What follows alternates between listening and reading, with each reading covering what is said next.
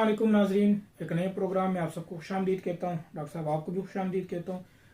पिछली एक वीडियो हमने बनाई थी टिश्यू कल्चर पे, उससे रिलेटेड बहुत सारे सवाल आते लोगों के, वो सवाल आज मैं डॉक्टर साहब के सामने रखता हूँ। डॉक्टर साहब मुझे ये बताएं कि टिश्यू कल्चर से हम एक वक्त में कितने पौधे ले सकते हैं? आबिद, ये एक ऐसी टेक्नोलॉजी है कि आप इतने से यानी एक छोटे से शूट से यानी या यूं कह ले कि एक पत्ते से आप लाखों पौधे बना सकते हैं। और जगह आपके पास होनी चाहिए, लैब बड़ी होनी चाहिए। तो आप एक वक्त में अगर आप कहें कि जी 10 लाख पौधे बनाने हैं तो वो भी बन सकते हैं, ऐसी कोई बात नहीं है। तो ये एक बहुत तेज यानी तरीका है जिससे आप फौरी तौर पे यानी विद इन 15 डेज आपके पास पौधे तैयार हो जाते हैं और आप आगे नर्सरी में शिफ्ट करने के काबिल हो जाते हैं। तो ये नहीं है कि एक से एक ही पैदा होना है, ये 1 से 10 पैदा होने हैं। ये आपकी मर्जी है कि कितने पैदा करें। अच्छा डॉक्टर साहब, अगर ये इतना फायदेमंद है तो लोग करते क्यों नहीं है? उसकी वजह है। वजह यह है कि एक तो हमारे यहाँ जो इदारे बने हुए हैं इस काम के लिए, वो टेक्नोलॉजी ट्रांसफर नहीं करते।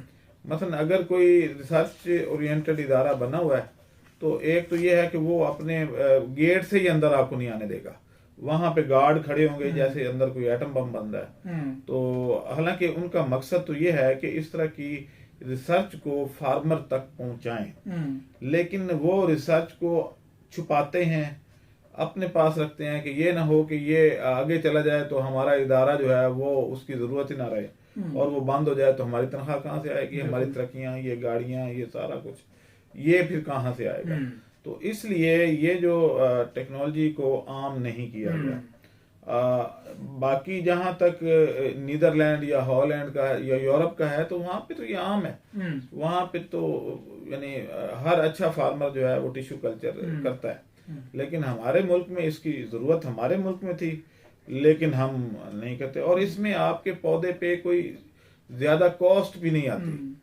यानी आप लैब में तैयार कर रहे हैं और उसमें हो सकता है कि जैसे अभी सागवान का पौधा जो है और काजू का पौधा है, ये बहुत महंगे बिक रहे हैं। सागवान का एक साहब जो है वो कह रहे हैं जी कि 4000 का एक पौधा।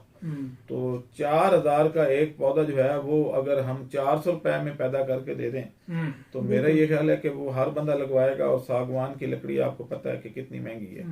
तो ये इस टेक्नोलॉजी से एक ग्रीन रेवोल्यूशन आ सकता है, ना कि जैसे हम खादें और बीज और ये वो जिस तरीके से है। तो जंगलात एक ऐसी चीज है जो जिसमें ये खादों खुदों की इतनी जरूरत नहीं होती, और एक दफा सरवाइव कर गया तो कर गया फिर। तो इसमें जो है रेवोल्यूशन इससे आना है। और हमारे यहाँ जो स्मोक और ये सारा कुछ है उसकी भी जो हल है वो यही है कि हम पौधे लगाएं, दरख्त लगाएं। ये जो फसलें हैं वो ठीक है, हमारी जरूरत है, लेकिन ये है कि जो जगह खाली पड़ी है वहां पे जंगलात जरूर लगाएं। तो ये जंगलात लगाने के लिए फ्रूट पौधों के लिए भी अच्छा है, कॉटन की वैरायटीज भी इससे बन सकती हैं। तो ये सारी चीजें हैं, इसके प्लस पॉइंट है। अच्छा डॉक्टर साहब, टिश्यू कल्चर लेबोरेटरी के लिए कोई लाइसेंस भी दरकार होता है? नहीं, लाइसेंस की जरूरत नहीं है। ये तो आपने पौधे जनरेट करने, पौधे लगाने के लिए तो किसी लाइसेंस की जरूरत नहीं होती। बल्कि ये है कि इसको हर बंदा वेलकम कहता है। और आप ये देखें कि हम जो मरी और इस साइड पे जाते हैं तो वो इन्हीं पौधों की वजह से जाते हैं। वहाँ ग्रीनरी है। बलूचिस्तान के पहाड़ देखने कोई भी नहीं जाता। बिल्कुल। अच्छा डॉक्टर साहब, टिश्यू कल्चर को हम क्लोनिंग का दूसरा नाम दे सकते हैं? ये है ही क्लोनिंग, आप यूं कह लें, क्योंकि इसमें जो पौधा बनता है वो एग्जैक्ट कॉपी होती है उसकी, यानी फोटो कॉपी होती है ओरिजिनल डॉक्यूमेंट की। तो ये वही सारा जेनेटिक मेकअप होता है। और इसीलिए इसकी प्रोडक्शन भी अपने जिस प्लांट से, पेरेंट प्लांट से वो टिश्यू लिया गया था उसी के मुताबिक ही आएगी।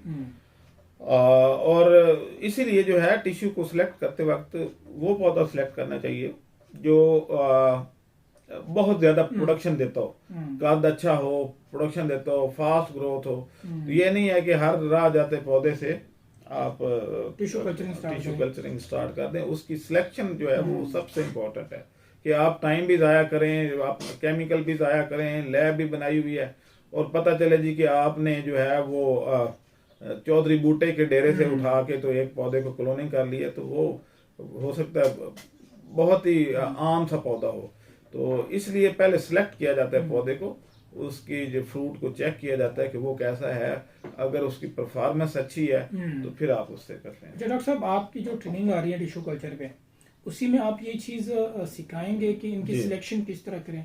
हाँ, वो सारी चीजें, थ्योरी 3 दिन की ट्रेनिंग है, तो 3 दिन में हमने पहले जो 2 दिन है बल्कि 1.5 दिन, तो उसमें सारा ये सिखाना है कि इसकी आपने लेना कैसे है, पौधा सिलेक्ट कैसे करना है, उसको ला के प्रिजर्व कैसे करना है, फिर उससे आपने आगे जो उसकी टिश्यू अलग अलग करके आपने इम्प्लांट कैसे करना है, केमिकल कैसे बनाने हैं, कितने केमिकल चाहिए, कौन से हार्मोन यूज करने हैं। उसके बाद ये है कि कैलस जब बन जाए, कैलस कहते हैं गुच्छे को, सेल का जो गुच्छा है उसको कैलस कहते हैं। तो कोशिश तो मैं करता हूँ कि उर्दू में या उसका तर्जुमा करूँ, फिर भी जो नाम है इंग्लिश में तो उसको इंग्लिश में करना। तो कैलस का जो है उससे आगे फिर अलग अलग कल्चर किया जाता है उसके पार्ट्स को। अच्छा डॉक्टर साहब, एक तो होगा प्रोड्यूसर जिसने लेबॉरेटरी लगाई है, जो वहाँ पे टिश्यू कल्चर कर रहे हैं, एक होगा फार्मर जिसने लेके जाने हैं पौधे। तो इसके क्या फायदे हैं प्रोड्यूसर को और क्या फायदे हैं फार्मर्स को? देखिए, पहली बात तो ये है कि हम इसकी फ्रेंचाइज देंगे, यानी हर जिले में एक टिश्यू कल्चर लैब होगी, जिसमें वो जो फार्मर है उसके साथ हम एक पार्टनरशिप डील में आ जाएंगे, यानी वो हमारा ही टैग इस्तेमाल करेगा, केमिकल हम उसको यहीं से बना के भेजेंगे, ताकि उसको जाहिर है वो नहीं बना सकता, और ना उसके पास इक्विपमेंट होगा, ना वो इतना, फार्मर कई दफा बिल्कुल अनपढ़ भी होते हैं, तो उनको ट्रेन स्टाफ भी हम देंगे। हाँ, अलबत्ता फार्मर के पास ऐसे बहुत बड़े बड़े फार्मर हैं जिनके पास पैसा तो वाफर है, लेकिन वो ये काम कर नहीं सकते क्योंकि ये साइंटिफिक काम है। तो उस सूरत में एक लैब वहाँ हम इंस्टॉल करेंगे, जगह वो प्रोवाइड करेगा, और हम बंदे ट्रेन करके वहाँ भेजेंगे, वो बंदे हमारे एम्प्लॉय होंगे, तो वहाँ से हम आगे रेप्लिकेट करेंगे। एक ये तरीका है। दूसरा तरीका ये है कि फार्मर जो है वो कहता है जी नहीं, मैं इंडिपेंडेंट अपनी लैब बनाता हूँ, तो उस सूरत में हम उसको कंसल्टेंसी प्रोवाइड करेंगे।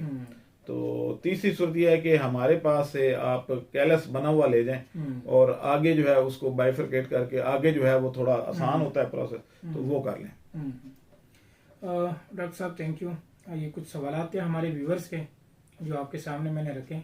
उम्मीद है सब इसके जो है ना, और भी मैं थोड़ा सा बता दूं आप सब के इसके फायदे ये हैं कि आप के अगर कोई आपने ऐसी वैरायटी जनरेट करनी है, मसलन कॉटन पे वायरस आ जाता है, तो पूरे खेत में पता चलता है जी 10 पौधे जो हैं वो उनको वायरस ने अटैक नहीं किया, तो आप उस पौधे की जिन पे वायरस ने अटैक नहीं किया उनसे अगली फसल जो है वो पौधे उससे जनरेट कर लें टिश्यू कल्चर से, और उनको वायरस का असर कम होगा या नहीं होगा। तो कुछ पौधों में रेजिस्टेंस होती है। तो इस तरीके से ये जो टिश्यू कल्चर है ये एक यानी डिजीज को कंट्रोल करने का भी जरिया बन सकता है। मतलब ये कि जो पौधे अच्छे हैं, सेहतमंद है, जिसपे वायरस अटैक नहीं है या जिनका फ्रूट ज्यादा है, उसकी कल्चरिंग करें। हाँ, जिन पे जो रेजिस्टेंट है। अब ये है कि इसमें ये है कि कई दफा पौधे तकरीबन जाया हो जाते हैं, तो उनका शूट अभी जिंदा होता है, यानी आगे थोड़े से ग्रीन होते हैं, तो उससे भी उस तरह के पौधे दोबारा जनरेट किए जा सकते हैं। फर्ज करें आपने 10 पौधे काजू के लगाए, आपके पास कोई और पौधा है ही नहीं, और वो मर गए, तो मरने से पहले जो है वो उसकी शूट्स हैं, उनको अगर आप अपने पास प्रिजर्व कर लेते हैं तो उससे दोबारा आप जनरेट कर सकते हैं। अगेन थैंक यू डॉक्टर साहब। उम्मीद है आप लोगों को जो है अपने सवालात के जवाब मिले होंगे। अब दे हमें इजाजत। अल्लाह हाफिज। हमारे चैनल को सब्सक्राइब करें और साथ में बेल आइकन को भी दबा दें ताकि हमारी हर नई आने वाली वीडियो आप तक बआसानी पहुंच सके।